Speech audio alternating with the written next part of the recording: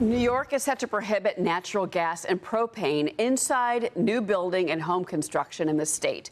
This begins January 1st and runs through 2028. New York Congressman Nick Langworthy is calling on Governor Kathy Hochul to reverse course and allow New Yorkers a choice of their energy hookups. I want to bring in the man himself, New York Congressman Nick Langworthy. He's a member of the House Energy and Commerce Committee. Congressman, you introduced the Energy Choice Act to end blue state wars on American energy. Tell us about the bill, and also, have you gotten a response from Governor Hochul? Well, thank you for having me, Cheryl. No, of course, I have not gotten a response from Governor Hochul, but this is a fight that is so critical to the people across New York State, especially where I'm from in Western New York and throughout upstate New York. We're hearing the calls for, to stop Governor Hochul's ban on safe and effective natural gas and propane. I mean, this is essentially a lifeline for our constituents. These are matters of life and death in critical winter storms where the power does go out. I mean, I lived through a blizzard in 2022 in the Buffalo region that killed 69 people, and many of them died in their own homes because they only had electric heat. Natural gas kept people alive because it was safe, it was reliable, and it didn't go down when the wires went down. This is wrong-headed. The governor slid this into the budget 3 years ago. But now, January 1st, 2026, there will be a ban on any natural gas hookup or propane hookup to new home construction. And this is something that has snuck up on people. She's certainly not out there campaigning on it and bringing awareness to it, but the entire housing industry in New York State, and I've talked to the builders all across upstate, they are on a race to the clock to get as many houses permitted as possible by New Year's Eve so that they can actually build them, because they have customers literally walking away from the table as it stands today. So we introduced the Energy Choice Act, which would essentially ban the bans. It would ban blue states or localities from banning safe, reliable, and legal forms of energy in new home construction. Where's the bill at then right now? I mean, I know you're going back to work next week. Absolutely. The bill is in my Energy and Commerce Committee, and I have assurances from committee that we'll be marking that bill up in September. We have a companion bill with U.S. Senator Jim Justice, and he's carrying that with Senator Shelley Moore Capito from West Virginia as well.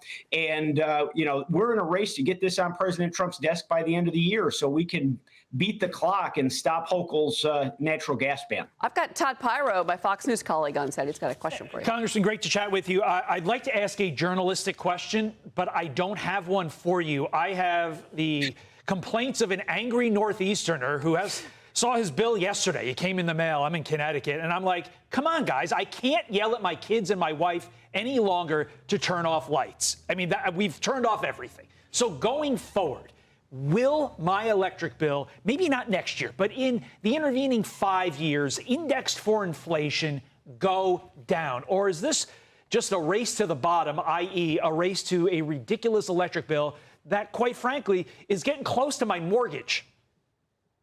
I think that in New York, from what we've seen, Governor Hochul's Public Service Commission has just greenlit several rate increases. There are more on the way because they are forcing expenditure by the public utilities in beefing up the grid to get ready for this full electrification mandate that they passed into law several years ago. I mean, we're talking about, in excess of $64 million that they have insisted will be coming from future ratepayer increases. Part of the tale that isn't told with this electrification mandate on housing is your electric bill in cold winter months can be in excess of $1,000 if you're fully heating the home with electricity. This isn't affordable. No one asked for this. I mean, this was to satisfy radical climate activists in her primary electorate. Oh. And that's why they did it in the dead of night, tucked it into the budget, and never had a hearing or a discussion about it across the state. Unbelievable. And she is my governor, to be clear here as well, sir. I'm a New Yorker. And hopefully not for long. Yeah, well, yeah. Let Elise Stefanik know. We want to talk to her soon. I do want to move on to some other things with you. President Trump signing an executive order this week. It would eliminate cashless bail for suspects that are arrested in Washington, and a separate order to end the policy. That would be nationwide. You want Governor Hochul to do the same for New York? Explain.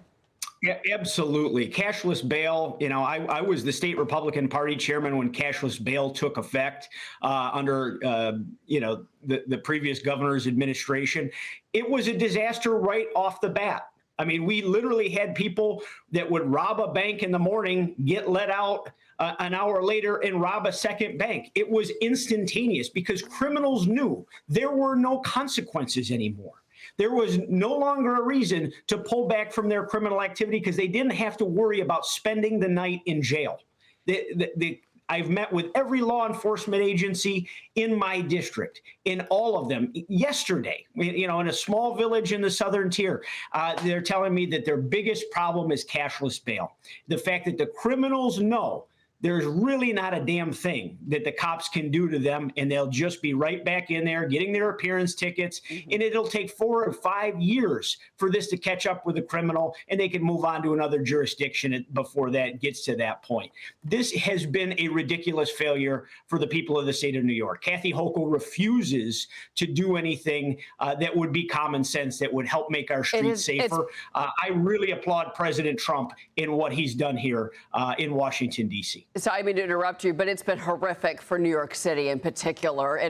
Some say it has destroyed the city since the pandemic. I want to get your take on the city real quick before you go. There's this new poll that shows Andrew Cuomo beating Zohran Mamdani in a head-to-head match in the mayoral race. Cuomo bests Mamdani 52 to 41% if everybody else drops out, Congressman. I want to get your reaction to that. I mean, listen, this is about saving the city and saving the state. And, I never thought I'd be, someone in public life that would say Cuomo is the best option. But whoever can beat Mamdani is the best option. And that is what is critically important. You have literally a communist trying to run the most important city in the world. The gravity of this situation is drastic, and people need to put egos aside and really do a calculated decision here. This isn't time for a vanity run. This isn't time to just set yourself up for something down the road.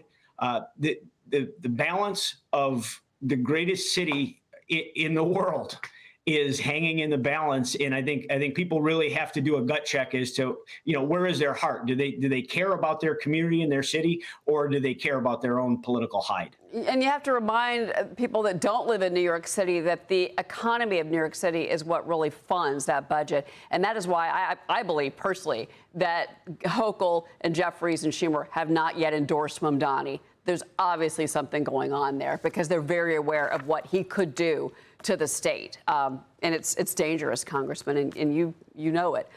Great to see you. Well, if he gets elected, he becomes the new, one of the new primary faces of the Democratic Party in the national, circuit as well. And he is a communist. I mean, this is someone that doesn't believe in private ownership of property. I mean, this is insane. Yes, I agree. Congressman Langworthy, thank you so much for being here, and please keep us appraised of that work that you're doing with that bill. Thank you so much for your service. Thank you so much.